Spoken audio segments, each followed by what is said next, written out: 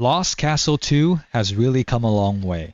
They have new areas to explore, new bosses to fight, and in my hand is the new weapon, the lantern. It uses what we call the Phantom Whip, which has amazing attack speed. It's so fast that most normal mobs won't even be able to move. You're just going to be permanently staggering them. Now, the really special thing about this lantern is the fact that you have a summon, which you call the Phantom. So you got the Phantom Whip, and you have a summon.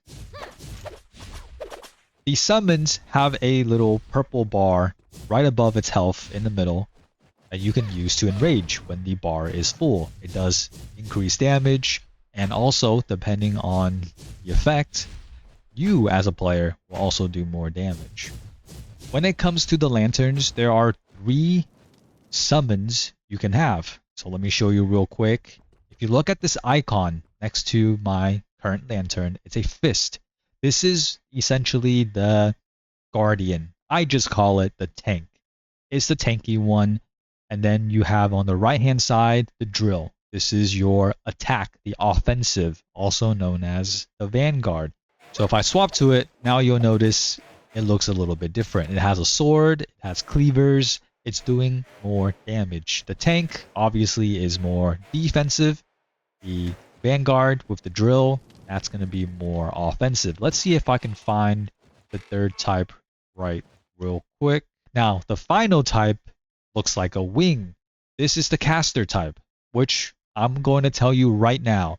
Out of these 3 types, the best one is the caster type. Why it's the best is because it stays right by your side. It's not going to go off on its own. You don't have to micromanage it. And when you're fighting challenge maps or the boss, it's not going to just die. You're going to notice very quickly if you use the tank or the offensive, they're both melee. They're just going to die to the boss's AoE attack. And when they die, you're going to lose out on a huge chunk of your attack. That's just terrible. You don't want your summon, you don't want your phantom to ever die. You want it next to you. You want to always be filling your gauge. Well, notice how I'm attacking right now, and at the bottom, the gauge is filling up. Always want to be filling that gauge. When the gauge is filled, use the Phantom Rage. It's going to be doing a lot more damage when it's alive. For those of you who are returning to the game or are a new player, there is a huge revamp on the difficulty level. So previously you have the more traditional, easy, normal, hard, nightmare. Nightmare being the most difficult. Now you have nightmare 1, 2, 3. Obviously 3 is the current most difficult. On the left hand side over here are a bunch of self debuffs. Fragile body, bad luck, choice restriction, you're upgrade locking yourself, the more numbers you will have over here, and that's going to increase what nightmare difficulty you have. So for example, if I click this little minus sign, you'll notice that now I'm at 30 out of 40, which puts me at nightmare 2.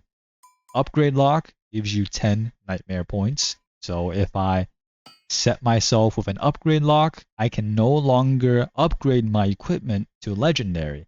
I can still find legendary equipment, I can just no longer upgrade to that level. And now I'm at nightmare 3. Another huge update that I want to quickly go over is the soul inscription. From what I've seen, pretty much every weapon has 2 versions of soul inscription that you can activate one at a time. So for example, for this lantern class, if you activate the soul inscription, like so, you gain a huge amount of boost. I believe the lantern is currently the only weapon that inherently acts as a support if you are playing multiplayer. So if you read real quick over here on the right hand side, you can grant your phantom and allies an inspire buff. So that's going to boost their attack speed, movement speed by 8% for 15 seconds. If you use the Phantom Overload, that's when, let me go out real quick, that's when your bar is filled. So right now I am in Phantom Overload. So my Phantom, allies, and myself will get 3 times the attack speed and movement speed for 15 seconds. If you haven't played the game in a while, make sure you go beat some of the bosses. Go collect your inscriptions. They're very, very useful. And now there's these little small slots, triangle, square, circle. You get them from beating the bosses. They do various things like dodge invincibility time extended by 10%. So I'll show you real quick. One of my favorite inscriptions has to do with the staff. Notice how I'm literally teleporting. I'm teleporting and I can pull enemies in when I do teleport. Like so, a little small black hole. It's really, really good. Make sure you go get your inscription.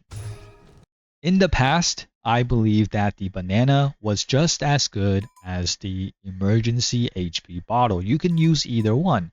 I was telling people, hey, if you're playing multiplayer, maybe use the emergency HP bottle because you and your friends will slip on banana peels. However, if you're playing solo, 100% go with banana as your hunter gear.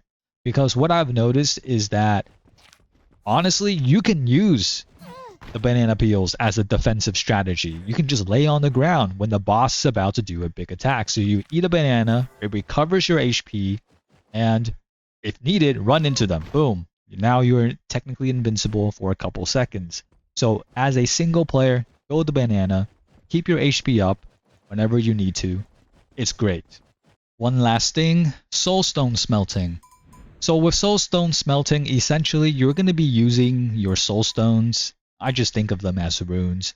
Whatever it is that you don't want, you stack them up on the side like this. You need 10 soulstones and then they generate you new ones. So the more soulstone levels you put in, so right now these 3 have a soulstone level of 11, the more likely you're going to get a higher tier of soulstone.